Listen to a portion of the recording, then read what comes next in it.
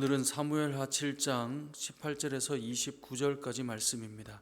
사람들은 어떤 말을 하고 사느냐를 통해서 그 사람됨과 또 그 사람의 정체성을 보여줍니다. 그러니까 평상시에 그 사람이 하는 말이 그 사람의 정체성을 보여주는 것이죠. 특별히 하나님의 백성들은 그 말을 통해 저 사람이 하나님의 백성이구나 라고 하는 특징들이 있습니다. 아마 저도 여러분들도 다 동일하게 쓰는 말들이 있을 거예요. 저도 어제 화곡고등학교 선생님들과 이렇게 신우회 모임으로 예배를 드리고 이렇게 이제 티타임을 하면서 좀 삶을 나누고 여러 대화를 하던 중에 이게 어느 교회를 다니든 뭐 어느 직장에 있든 그곳에 모인 사람들이 쓰는 특별한 고백들이 항상 동일되다라는 것이죠. 오늘 본문에 등장하는 다윗도 마찬가지입니다. 다윗이 오늘 쓰고 있는 말들의 이 기도지만 이 기도의 특징을 보면 그 어떤 표현을 쓰는가를 알 수 있어요. 첫 번째는 내가 뭐길래 이런 은혜를 주십니까? 그러니까 자신의 자격 없음에 대한 고백을 하고 있습니다. 우리가 어제 보았던 말씀이 무엇이었습니까? 너가 내 집을 세우는 게 아니라 내가 너의 집을 세우겠다. 이게 하나님의 약속이었거든요. 근데 그 말씀을 들었던 다윗이 뭐라고 표현합니까? 오늘 18절을 보세요. 다윗 왕이 여호와 앞에 들어가 앉아서 이르되 주 여호와여 나는 누구며 내 집이 무엇이기에 나를 여기까지 이르게 하셨나이까? 아니 내가 누군데 내가 뭐길래 우리 집을 이렇게 나를 이렇게 여기까지 인도해 주셨습니까? 이게 믿음의 사람들의 고백이에요. 하나님의 백성들의 고백이에요. 하나님의 백성들이 하는 말들이 있어요.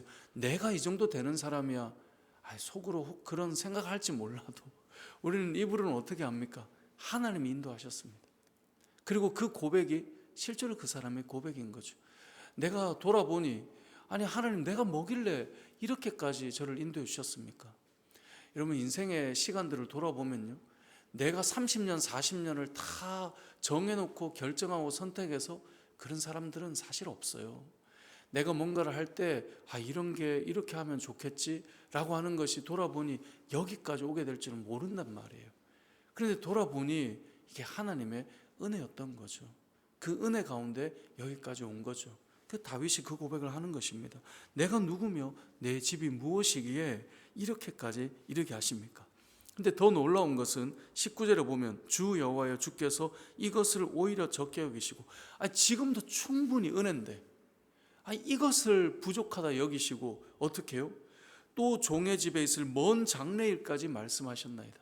무슨 말이에요? 내가 너를 책임지겠다를 넘어서 어제 말씀을 보니 너의 집안에 너의 후손들이 이 언약에 영원히 거할 하나님의 백성이다라고 말씀을 주셨잖아요.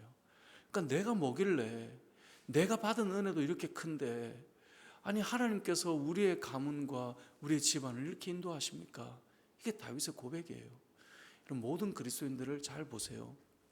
하나님께서 하셨던 은혜들, 그 은혜가 얼마나 큰지 그걸 다 고백하고 살죠.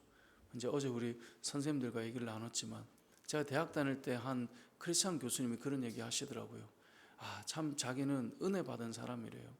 왜 그런가 얘기를 하는데 본인 때는 공부 잘하는 사람들은 다 대기업으로 갔대요.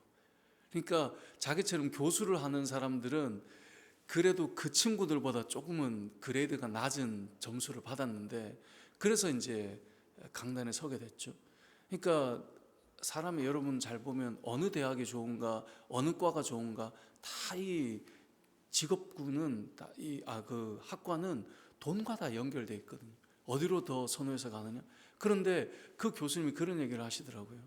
나는 그래서 여기로 왔는데 돌아보니 그 친구들보다 훨씬 더 받은 은혜가 크다 이런 얘기를 나누더라고요. 사실 그게 솔직한 고백이거든요. 왜냐하면 우리는 시대를 지나서 아니까. 근데 그렇지 않은 사람들이 있죠. 내가 막 최고여서 이랬다. 그런 게 어디 있어요. 돌아보니 은혜였던 거죠. 오늘 본문에 다윗이 그 이야기를 하는 것입니다. 인생을 참 성공했다라고 말하는 사람들이 있어요. 근데 그 그리스도인들의 특징들이 뭐냐? 다 하나님께서 여기까지 인도해 주셨습니다. 내가 뭐라고 이렇게 하십니까? 앞서 제가 신우 얘기를 했지만 회사 여러 대표들이랑 이사들을 만나봤어요. 그분들이 한결같이 하는 말이 있어요. 저 정도 올라가면 가려면 얼마나 해야 될까? 그런 생각을 하는데도 다 그런 말씀 하시더라고요. 목사님, 그 선택들이 다 제 머리에서 나온 게 아니에요. 돌아보니 하나님의 은혜더라고요. 여러분, 다윗이 하는 말이 그것입니다. 18절 19절, 나는 누구고 내 집이 무엇이길래 이렇게까지 인도하시고, 아니 이것이 부족해서 19절, 이것을 오히려 적게 여기시고 더 하나님께서 이렇게 하신다.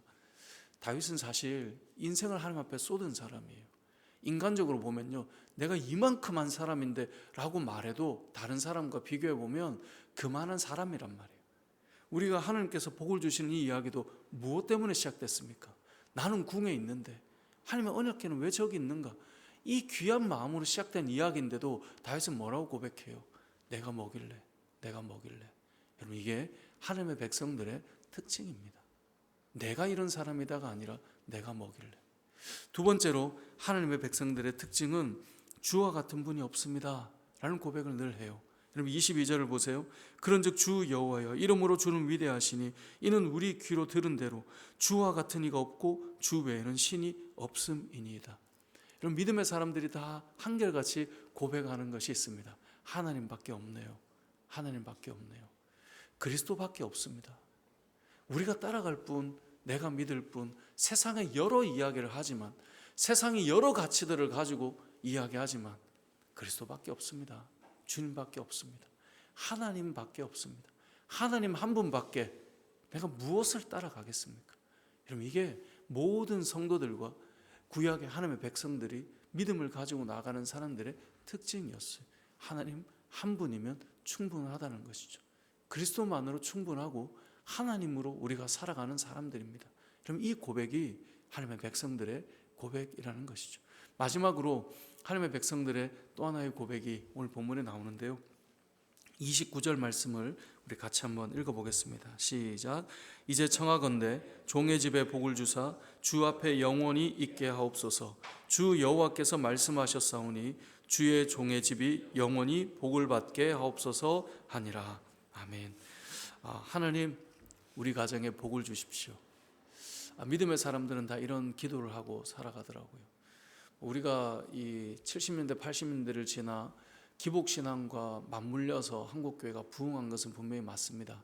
그래서 기복신앙에 대한 주의를 가지고 살아가는 것 너무나 필요하죠. 하지만 잘 보면요, 믿음의 사람들은 복의 근원은 하나님이시다라고 하는 것을 다 알고 있습니다. 기복신앙을 주의해야 하지만 그럼에도 불구하고 모든 믿음의 사람들은 하나님께서 만복의 근원이 되신다라고 하는 것은 동일한 고백이에요.